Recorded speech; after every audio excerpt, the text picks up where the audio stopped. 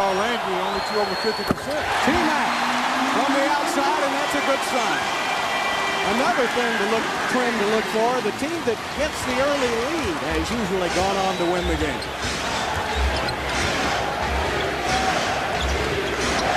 Okur outside. And Kirilenko lost the ball. Wow. What was that, gentlemen? Did he trip? I saw a line. I saw a trip on that line.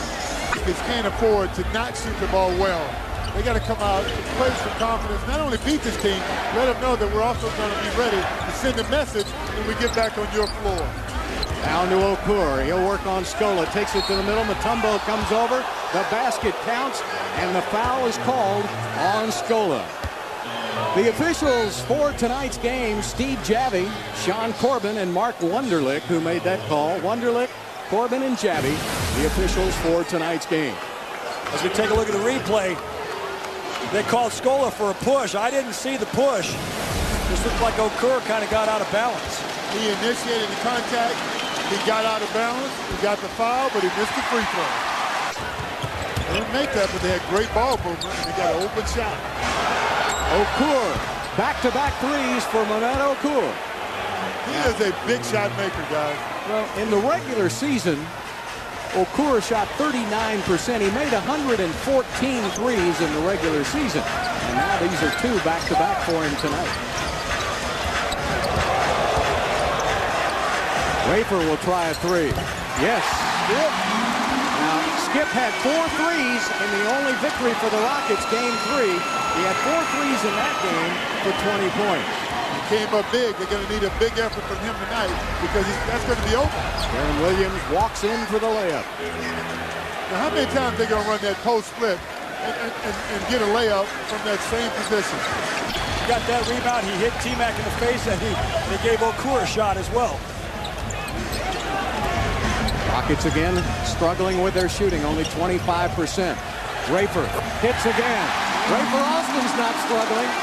He's 2 for 3, both of them threes. 6 points for Rafer, and the Rockets have taken the lead by 1. See, that shot's going to be there for Rafer all night long.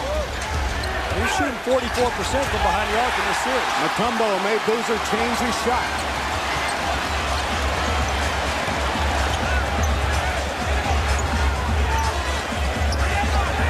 Posting up.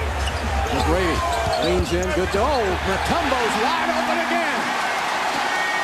How did T-Mac see Mutombo?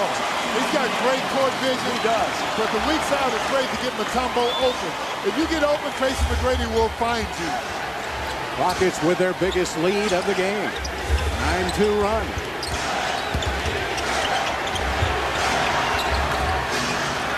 And Brewer hits from the outside. For his second year in the league, he's having a good playoffs. This is his first playoff opportunity, and he's having to guard McGrady on one end. He's doing a pretty good job. He's averaging 8 points in the series. T-Mac. He gives him that much room. T-Mac has to hit that, doesn't he? You can see that shot has got to work to open up the court for Tracy McGrady. Good foul. Matt Harpering. Brewer, Boozer, Millsap. Steal. McGrady. Got to beat Harpering. Takes it to the basket for 2. I want to tell you that Tracy McGrady went to his left hand so he could jump off of his right leg. His left knee is the one that's hurting, and I was wondering how he was going to be able to finish. He jumped off his right leg on that one. We've heard this crowd in 2 seasons. Landry's got the inside position. Turns inside for 2. He worked Millsap over. He did a good job of sealing him off. Spectacular defense by Chuck Hayes. He was moving his feet. Bobby Jackson with a fake. Takes a dribble. Yeah. Got it. Bobby Jackson with a 3. Utah needs a timeout. The Rockets on a run. Lead by 9. Double team on T-Mac. Jackson checks that clock. Now it's down to 5 seconds. Down to 4. Jackson back to McGrady. T-Mac from the outside. Hits a 3. Tracy McGrady with only his 3rd three-pointer of the playoffs. Darren Williams is very difficult to stay in front of. But we'll take a look at T-Mac's last basket first. Bobby Jackson penetrates. T-Mac repositions on the jumper. Bottom of the net. 1 second left on the shot clock. He shot it a little too hard. Okur with his 5th rebound of the game.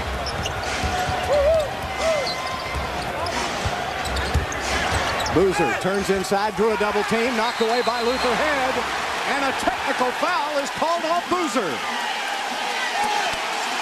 And the Rockets are not happy because they had a fast break. Yeah, that's not a good call. Most officials will wait until the fast break is over and then blow the whistle for the technical, but that stopped the fast break by the Rockets.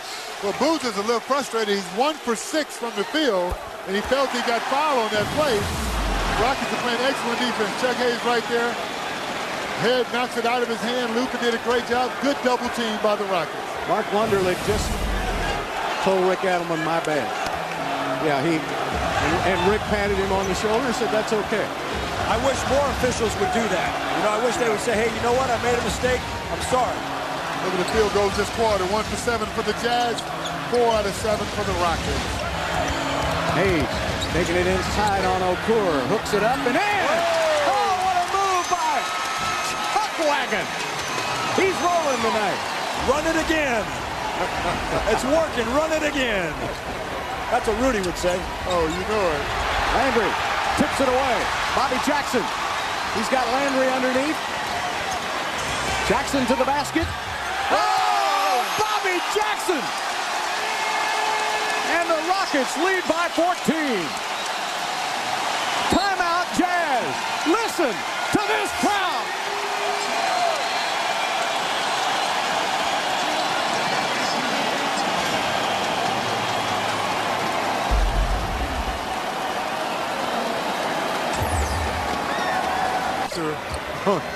For the Rockets all series long. Right now, if you're... Can't touch him. He's spaced up. You can't touch him. Brady tips in his own miss. The Rockets have sent in tapes to the league about touching McGrady when he's spaced up. Rockets start the 3rd quarter with a basket from Tracy McGrady. 7-point Houston lead. McGrady and Williams. Williams flops. McGrady gets the basket. No more flops. I've been watching all the games. Yeah. They're not calling any flops anymore. They're doing a good job of cleaning that up. I think flopping has killed the game. It has the potential to just make the game unfair. Yeah, flopping to me is very similar to cheating. It's no part of basketball. There's a block inside. Up ahead to Scola on the run. Luis! Oh, what a play, and he's fouled! Oh, what a catch and a basket. What a pass from Rafer Austin, and Scola's ability to not only control it, but to finish and get a chance for an and one. The great block by Mutombo there, and Rafer Austin looks up. First thing you get to do with the point guard, look down the court, and Scola scores. That's what the NFL looks for in a wide receiver, don't they? He'd make a good tight end, wouldn't he? Be able to catch the ball on the run and still do something with it. Or the double team could arrive. McGrady and Brewer so far. McGrady hits. And T-Mac tonight. 8 of 16 for 50%. Scola goes and gets the miss. Plus 24 for Houston. McGrady gets a step on Williams. Scola!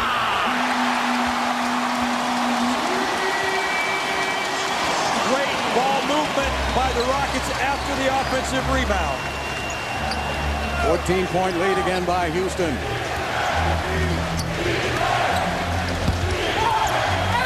And Williams draws the foul, gets the basket.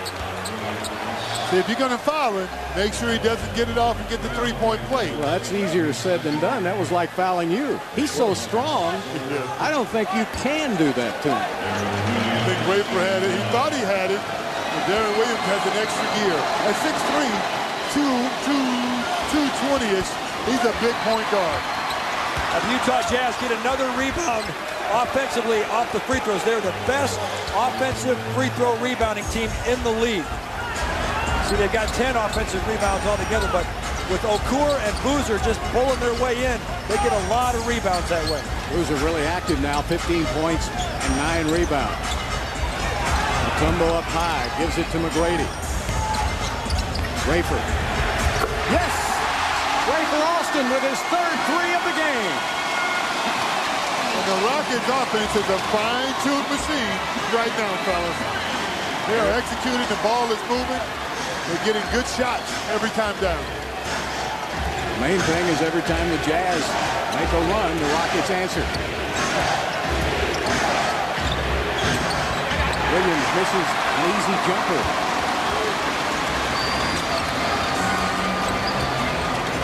When you play tough defense and you force teams to take tough shots. Oh, Rafer Alston, what a move!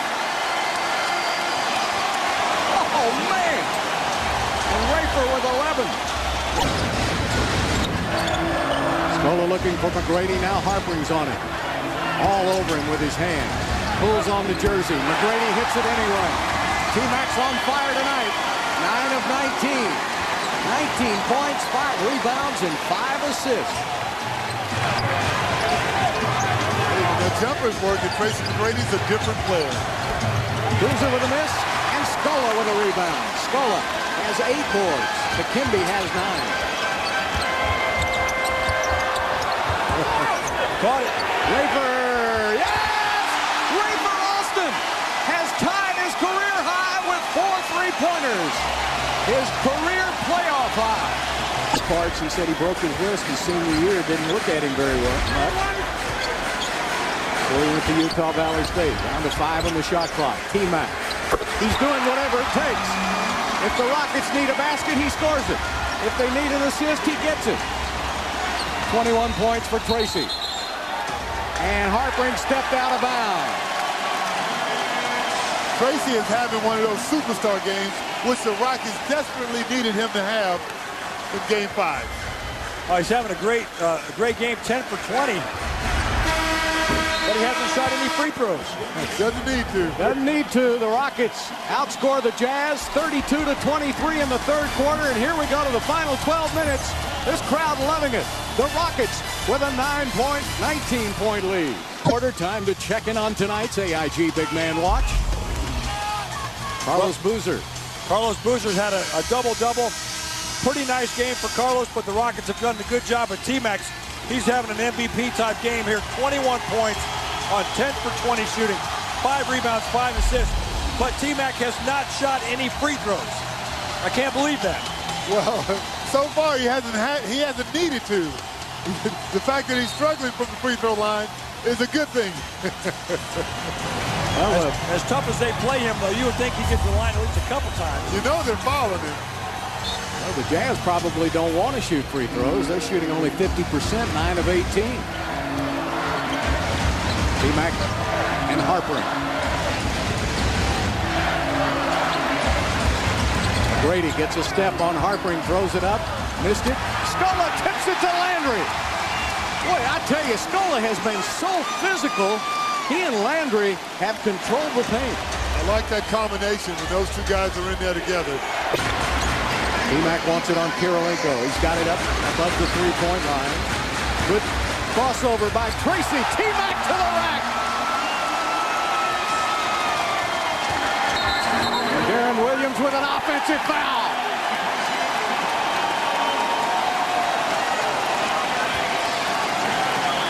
Shoulder into Bobby Jackson.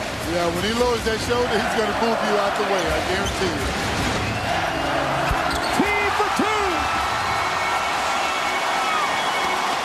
Tell you what, it doesn't matter who the Jazz put on McGrady tonight. He's up for the challenge. O'Core takes it inside, and Scola with a foul. Rockets on an 8-0 run. The 4 balls go in and out on him tonight. Some tough breaks. Yeah, O'Core's 4 for 11. Brewer's 4 for 11. 5 of 11 for Williams. 7 of 17 for Boozer. 38% shooting, and McGrady is called. You knew it was going to be just a matter of time before Kirilenko began to flop. Can he go a whole game without flopping? No, it's impossible. It's not in his DNA, is it? Oh, here he is. McGrady just... Hey, he's got a hold of McGrady's hand. McGrady's hand. He's holding McGrady's hand. Unbelievable. They're going to homecoming together. Well, maybe not that far. Jack Sickma, T.R. Dunn, R.J. Adelman had done. That's a good coaching staff. They don't get enough credit. I agree with that. Should have been coach of the year, I guarantee you. T-Mac turns inside, off the glass, what a move! Tracy McGrady with 29 points.